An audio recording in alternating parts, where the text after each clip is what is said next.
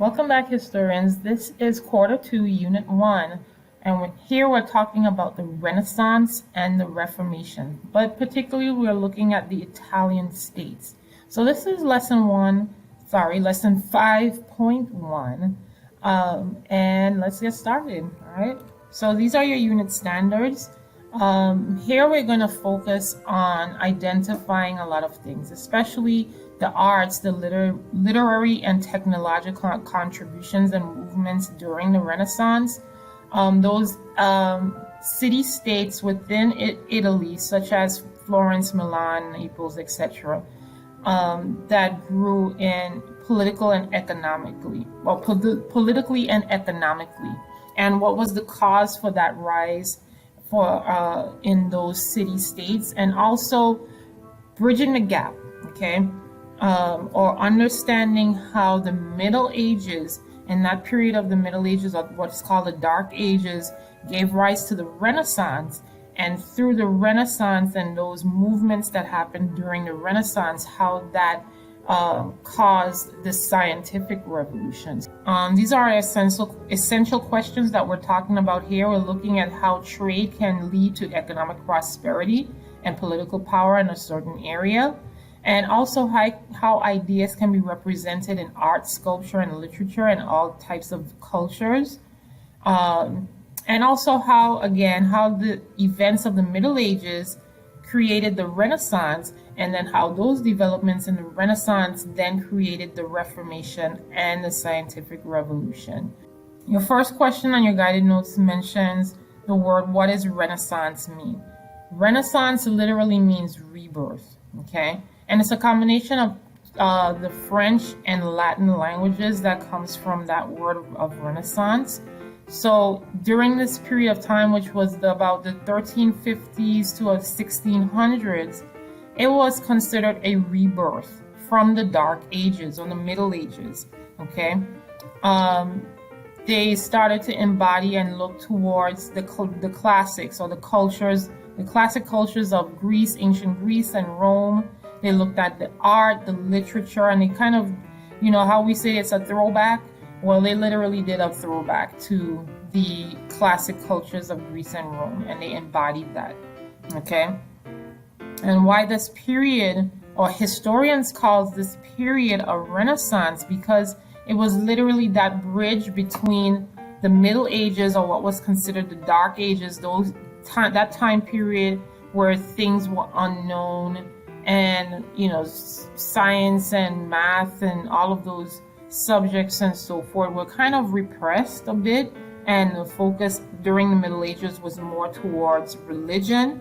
But now it's moving towards a more modern type of thinking, where prosperity and economic development and intellectual development is now occurring. So that's why it's called this rebirth or the Renaissance, okay? All right, so question number 3 and 4. The European city that was the most urbanized at this time was Italy. Of course, because if you remember, we talked about during the Black Death that Italy was the one that kind of ushered in the plague because of the merchants that came in through Italy, but they were also the most urbanized, okay? And because of that urbanization, they had a lot of prosperity. And the 5 most powerful Italian states at this time was Milan, Venice, Florence, the Papal States, and the Kingdom of Naples, okay? So those were the most powerful states at that time. All right, so that's 3 and 4. And for question 5 and 6, which regions did the Italians trade during the Middle Ages and the early Renaissance? That would be the Byzantine and Islamic civilizations, or caliphates, in the east. And they also traded in the north with such places as England and the Netherlands. So the Italians were very, very big on trade. If you remember Marco Polo was a part of that establishing that extensive trade network for the Italians. So because of that, that's how these major Italian city-states were able to gain so much power and economic power and political power, right? So as you see here, as it says, the thriving trade provided economic power for those five major states, but they also were able to dominate politics and culture, okay? And you're gonna see how they were able to do that in a little bit. So this is one of the families. I'm trying to move my picture here so you can see a bit clearer. This is one of the people, one of the families that's kind of dominated one of those particular city-states. Milan, which is your answer for number 7. Milan was the city-state that controlled northern Italy, and it was one of the richest city-states because of its position in terms of trade. It connected itself to the coastal cities of Italy and also to the Alps, which was much further north in Europe, okay?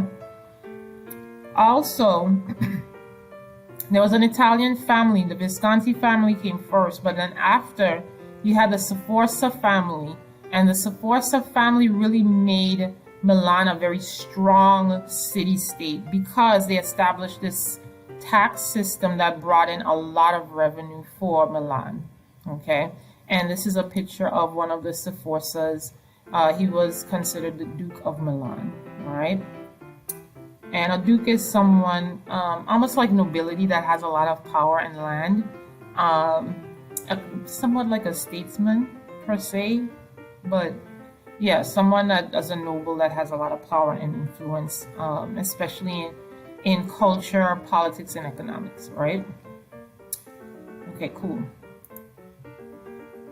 And this person here is Lorenzo de' Medici. So in Florence, okay, and this is your question for number 9. Florence was also another major city-state, but in Florence there was this small, wealthy family of merchants, and their name was the Medicis. Okay, the Medici family was able to establish a sound and strong government in Florence because they used their wealth and their personal influence to make that happen. Okay, and they also funded many artists during the Renaissance.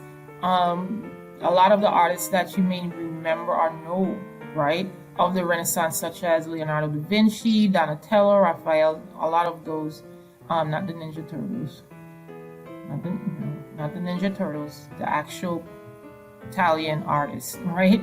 This family was able to fund them, and that will be your answer for number 10, okay? And through those contributions of using their wealth, establishing a banking system, right, for Florence, and also contributing their money to the arts, that in itself is called a patronage. So when it doesn't have to be a wealthy family, but when a corporation or a company or a group of people or what have you, when they fund artists or they provide money for them to create their artwork, that is called patronage or patron of the arts, okay? And that's what the Medici family was specifically for Florence. And Florence became that center for cultural development, which is your answer for number 12, right? So because of all of that influence that the Medici family brought, they became a major, Florence became this major cultural center where the arts and entertainment and for the Renaissance flourished, okay? The Papal States is your answer for number 13. That was governed by the Catholic Church, and Rome was its capital city, okay? All right.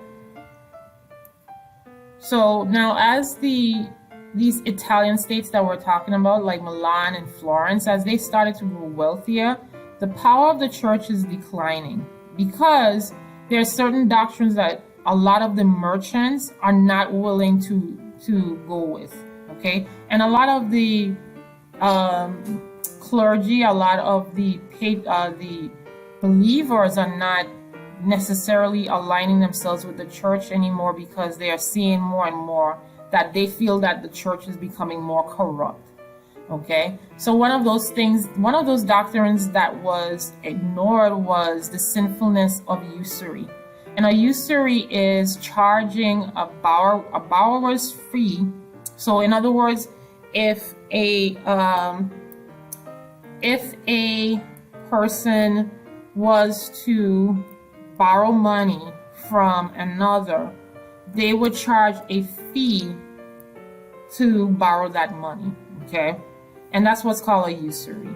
So many Italian leaders borrowed and loaned money and charged that usury in order to get more money, right? This was the trading thing. So because of that, the church said before that that was a sin. But now these traders, these merchants and so forth, they're like, that's not, you're not, even if they were going to get punished, they was like, oh, forget it. It ain't worth it, right? So again, this is how the church is declining, and that steady, slow decline is going to result in a big, big, big issue later on that we'll talk about. All right, so this is Niccolo Machiavelli. So not Tupac. Okay, Tupac actually read about him. Okay, Tupac actually learned about him. Okay, Niccolo Machiavelli was a popular author and statesman during in Italy. Okay, and he wrote a book that became one of the most influential books on political power during this time during the Renaissance. Okay, so Machiavelli, and that's your answer for number 11. That was Niccolo Machiavelli. So number 17, sorry, this is slide 12, number 17. So Machiavelli, in his book, and this is a picture of his book, he focused on how to get and keep political power in the prince. Okay, so that was his focus. He wanted to demonstrate or show how leaders, okay, particularly princes, kings, aristocrats, or nobles, can get power and how they can keep it. Now, before in the Middle Ages, most philosophers or scholars believed that rulers should follow Christian moral principles, that they should always be on the side of following the moral compass of Christianity. Machiavelli didn't see it that way. Okay, Machiavelli had a totally different aspect of looking at this. So that's your answer for number 18. Okay, so 17 and 18 actually. So 17 is here, 18 is here. Okay, and Machiavelli believed that power must be based on human self-interest, meaning that your power, the person in leadership, their power comes from the interest of themselves, or how they're able to obtain more power, and not necessarily being on the moral or value-based side of things. Okay, so he figured that a leader, in order for them to be justified and be able to establish the power that they want, they should be able to do some good, yes, but on the other side, they also have to be prepared to do evil when they have to. For example, he's basically saying that a king can do some good, maybe giving charity and maybe making sure his subjects are well fed and well clothed. But on the other hand, a king may also have to defend their country by going to war. So that's his premise here. Okay, so hopefully you understand where he's coming from with that. And in Renaissance society, there was a social order just like the Middle Ages, slightly different but similar. Okay, there was 3 social classes. You had the clergy, which we mentioned before in the Middle Ages. During feudalism, there was the bishops, right? And they had a lot of power. And that's the same thing here with the clergy, right? The clergy and the kings kind of were the same. They were connected, right? Which was the church, the nobility, which had the land, right? And the peasants and the townspeople. So townspeople in this case more than likely could have been artisans, craftsmen, those that were a part of the middle class, okay? But still not as the rank of the nobility. All right. However, the nobility or your aristocrats, which is your answer for number 21, is the one that held the most power because they dominated important political leadership. Okay. And in order to be a noble or aristocrat, you had to be born into nobility. You just couldn't go up the rank and say, okay, well, I'm a noble. No, it was based on heredity. So if you were born into that family of nobility, then that's where you stayed. Okay. And you had to be a warrior. You had to be educated. You had to be interested in the arts and culture. And you also had to follow a certain standard of conduct. All right. So that's pretty much how the Italian states started to develop in the Renaissance. And in the next video, we'll be talking more about the arts and how the arts and sciences and a lot of different things and culture developed in Italy during this time. So thank you for watching, and I'll see you in the next video.